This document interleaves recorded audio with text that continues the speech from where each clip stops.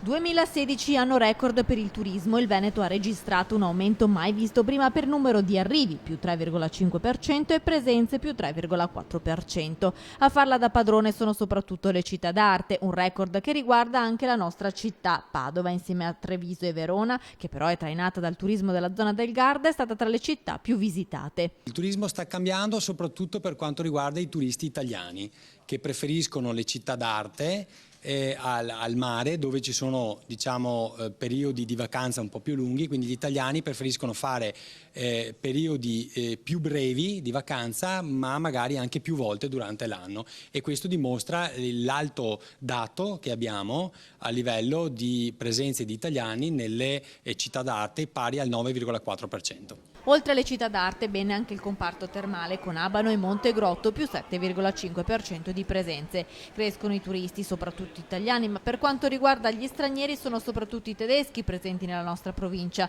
molto amanti e abituali fruitori delle cure termali.